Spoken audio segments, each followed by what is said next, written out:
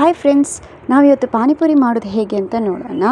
ಮನೆಯಲ್ಲಿರುವ ಸಾಮಗ್ರಿಗಳನ್ನು ಉಪಯೋಗಿಸಿ ಚೆನ್ನಾಗಿ ರುಚಿಕರವಾಗಿ ಪಾನಿಪುರಿ ಮಾಡೋದು ಹೇಗೆ ಅಂತ ನಾನಿವತ್ತು ತಿಳಿಸ್ಕೊಡ್ತೇನೆ. ಒಂದು ಕುಕ್ಕರಿಗೆ ಸ್ವಲ್ಪ ಆಲೂಗಡ್ಡೆಯನ್ನು ಹಾಕಿ, ಸ್ವಲ್ಪ ನೆನೆಸಿರುವ ಕಡಲೆಯನ್ನು ಹಾಕಿ, ಸ್ವಲ್ಪ ರುಚಿಗೆ ತಕ್ಕ ಸ್ವಲ್ಪ ಉಪ್ಪನ್ನು ಹಾಕಿ, ಸ್ವಲ್ಪ ನೀರನ್ನು ಹಾಕಿ ಬೇಯಿಸಲಿಕ್ಕೆ ಇಡೋಣ. ಬೇಯ್ದ ನಂತರ ಸ್ವಲ್ಪ ಅದನ್ನೆಲ್ಲ ಸ್ಮ್ಯಾಶ್ ಮಾಡುವ. ಸ್ವಲ್ಪ ಉಪ್ಪನ್ನು ಹಾಕುವ, ಸ್ವಲ್ಪ ಪೆಪ್ಪರ್ ಪೌಡ್ರನ್ನು ಹಾಕುವ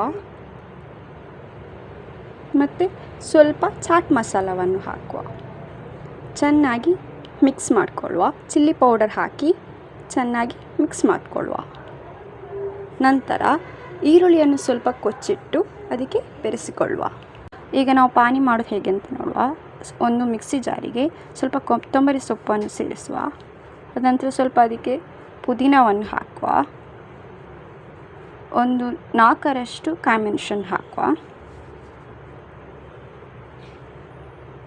ಸ್ವಲ್ಪ ಶುಂಠಿಯನ್ನು ಹಾಕುವ. ಅದಕ್ಕೆ ಸ್ವಲ್ಪ ಅರ್ಧ ನಿಂಬೆ ರಸವನ್ನು ಸೇರಿಸುವ.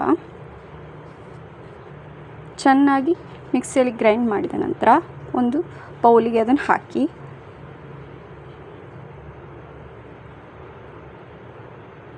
ಅದಕ್ಕೆ ಸ್ವಲ್ಪ ಹುಣಸೆ ರಸವನ್ನು ಸೇರಿಸಿಕೊಳ್ಳಿ. ರುಚಿಗೆ ತಕ್ಕಷ್ಟು ಉಪ್ಪು ಹಾಕಿ, ಸ್ವಲ್ಪ ಪೆಪ್ಪರ್ ಪೌಡ್ರ್ ಹಾಕಿ ಮತ್ತು ಸ್ವಲ್ಪ ಚಾಟ್ ಪೌಡ್ರನ್ನು ಸಹ ಹಾಕಿ